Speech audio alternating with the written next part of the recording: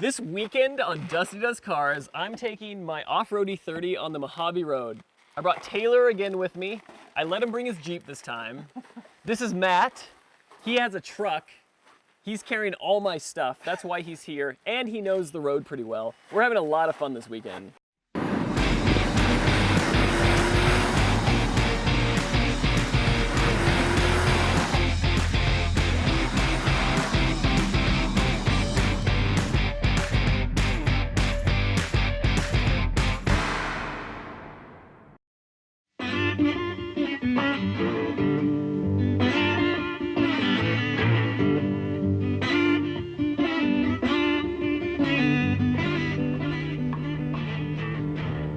So we're about 20 miles into a 4-day road trip. The first day is driving about 4 hours to the east end of the Mojave National Preserve, and then it's about 150 miles of desert through the Mojave National Preserve. And I'm in my off-road car, and it feels okay. I've only been driving for about 20-30 minutes, but everything feels all right on it. I haven't driven this car more than like Costco runs and stuff over the last year, and I kind of regret all the neglect on it, but over this last week I've been kind of working on it and getting it ready for this drive, and I hope it does okay. I'm losing some transmission fluid onto my exhaust. I can't quite tell the rate at which it's losing it, so that's the only worry I have. And all of a sudden, my car's actually bogging right now. I'm gonna get over. Hold on. Hey Taylor, my car's bogging. My fuel pump, I think, is angry. Do you need to pull over? Pull off?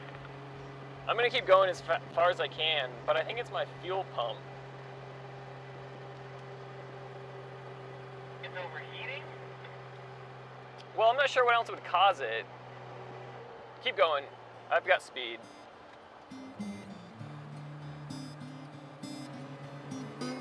Yeah, see, it kind of cuts in and out. So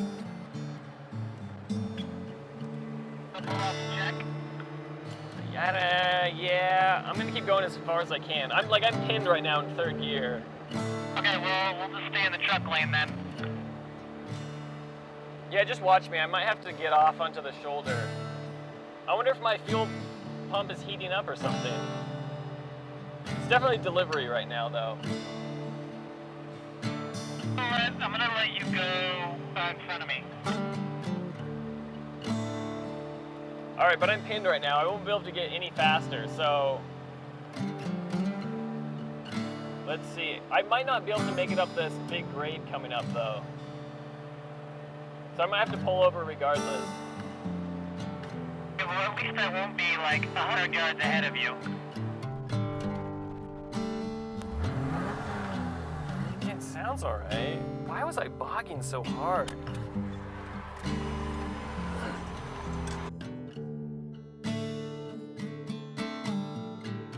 Like what? It just like doesn't have enough fuel.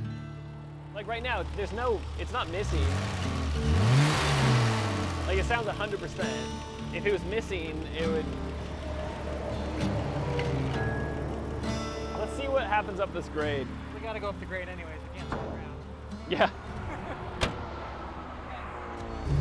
Well, I guess we're gonna keep going. Maybe it's really stupid, but that's a pretty big grade. I have such a hard time with aftermarket fuel pumps. They always fail with me, and I always get decent ones.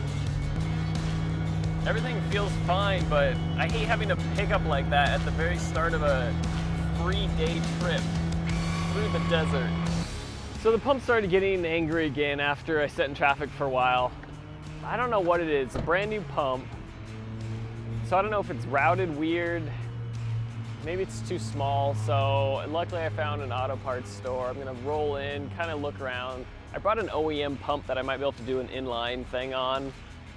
But I have my tank in the trunk now, and it's got this whole funky aftermarket thing, so I'm thinking there's something weird, and hopefully I can figure it out.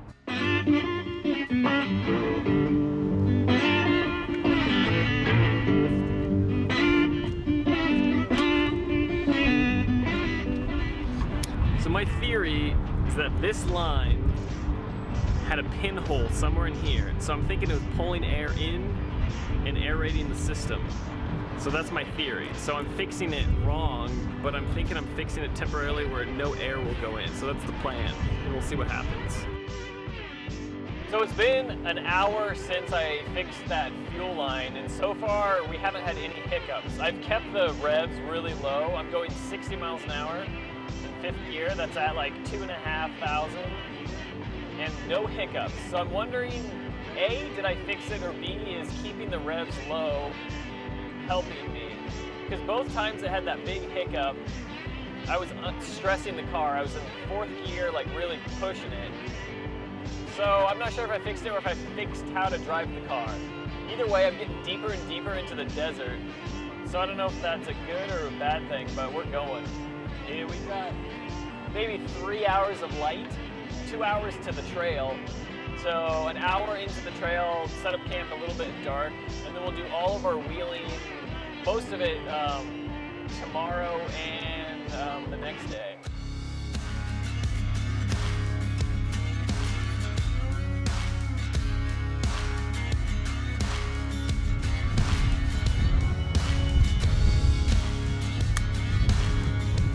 One that goes into here.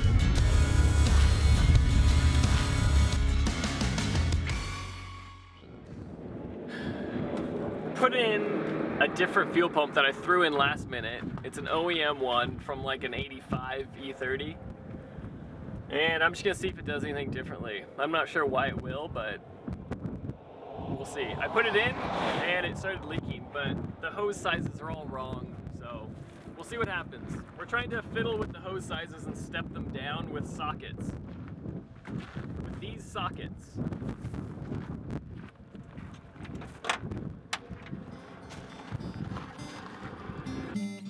It's a mess back there. It's leaking a tiny bit and it's a mess, but it's a new pump and we're going.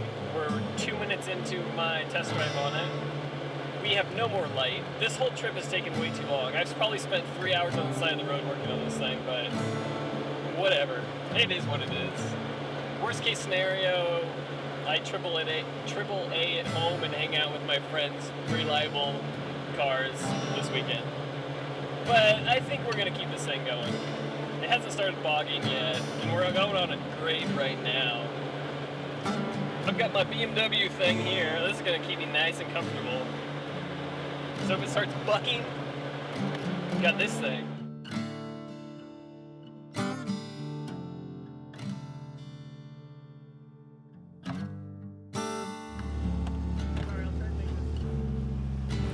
So it's 10 o'clock, we left at 9 o'clock. We spent way too long on the side of the road today, but we made it this far. We made it as far from home as we're going to be. Now it's just getting back home, 150 miles through the desert. It feels so good to be out here. It was like being on the side of a freeway, cars zipping past you, and being in a car where the exhaust drones. Now it's just death, silent out here. So my ears feel all weird, but it feels so good to be out here. The car behind us lost a cooler, so they're trying to pick up the remnants that kind of came out the back of a truck. So we're ahead of everyone, just kind of enjoying the quietness.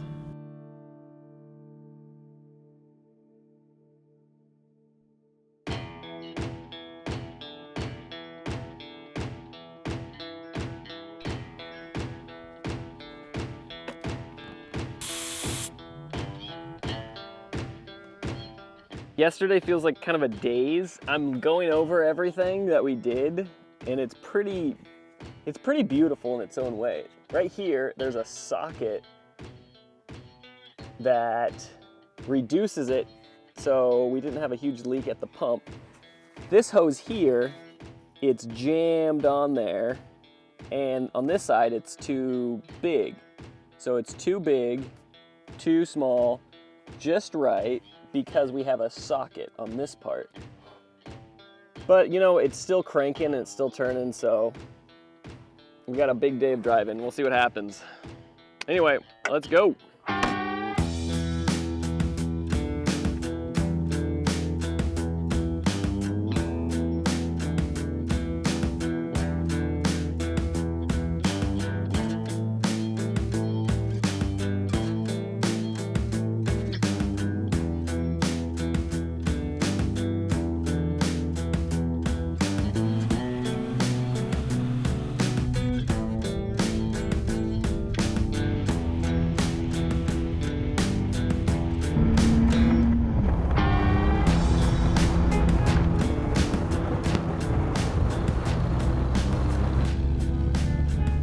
have a old Cherokee out here, because I always say those old Cherokees are like the E30s of the off-road world. They're similar era, they're kind of utilitarian, they're boxy, they're cheap to make awesome.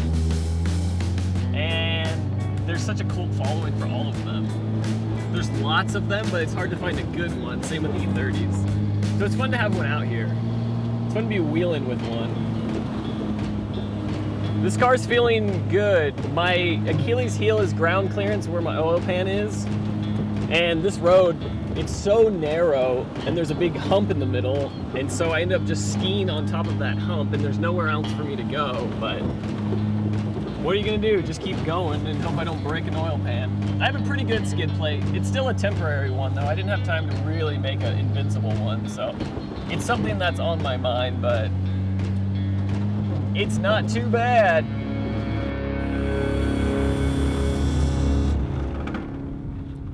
So I think my cheap eBay tank has a leak in it. You're kidding. I can't find where the fuel's coming from, and it... Dude, it's gotta be my tank. Shit. Look at all this fuel. Nothing's leaking here. I think it's my tank, guys. Your tank's busted? It's gotta be my tank. Let's think through this pretty quick, because it's leaking right now, and it's not gonna stop. So let's take Do you want to? Let's take the tank out quick. Okay. Do you want to yank this hose? Let's take it out, and then we have JB Weld. Dude, Yeah. never buy cheap shit. Right? Take everything out. I'll get my tools too. Yeah. Do you want to unhook this hose and fill up the gas cans with that gas? Maybe. Because we have an empty gas can, but it leaks.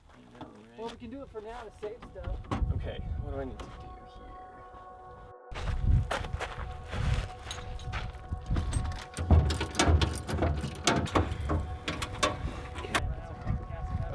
I don't want to. So that side, right? Either. here? Okay, ready? There's a bunch of gas down here. Lift it up, and I'll slide it. There you go. Okay. Yeah. Okay. Yeah, it's So, over top. So- do we have to hold it, or can we? Well, I left the breather. My way. We can. I like how you try to simplify your car, and that's what kicks your ass. Right. OEM is right. It's like the little pumice in there. I'm scared of how much fuel I currently have in this tank and how much we have to go. Ideally, yeah. I think we should pull as much fuel out of here as possible. If it lets go or does something catastrophic, fuel does us no good on the ground. Right. So So do we have another canister? we got about well, I can probably consume that between mine and Taylor's car, maybe half of that, Right. and at least pull 3 or 4 gallons out of here. A, it'll be lighter if we got to manipulate it again, and Right. B, way less chance of losing all of the gas. Right. So let's. You can't see it. See that scene? It's in the well. Yeah. Those are actually brutal. What if there's so much flex on those, and the car just flexes and it just rips these? Yeah, you can use damn near anything. That's all this for is. This bushing. whole road was flex. Like the car was just going flex, Oh, yeah. flex, flex, flex. That's probably what To happened. get through the frame, into the body, and into the mounts. Yeah, It's a unibody. There's no frame, so the whole thing flexes all the time. Just go quick. Where are you gonna go? Later. I'm gonna go to I'll just go as far as I can. Yeah. like right to the end of the cracks. Just Here.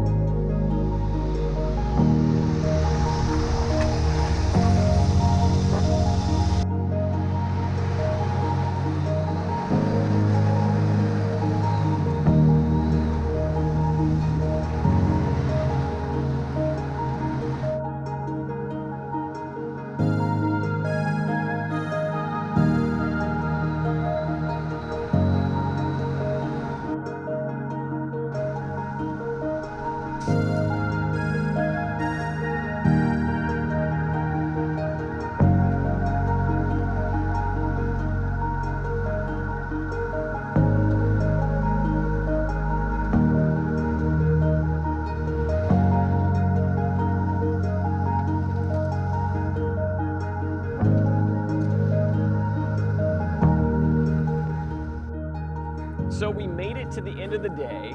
Of course, we had our hiccups. Day 2 had our fuel tank, but everything feels good. We had 70 miles of off-roading, and if it wasn't for the fuel tank, it would have been a perfect day. Day 3 tomorrow, we're gonna have a lot of fun. I think everything's worked out. So I'm gonna get some sleep, and we're gonna hit the trail in the morning.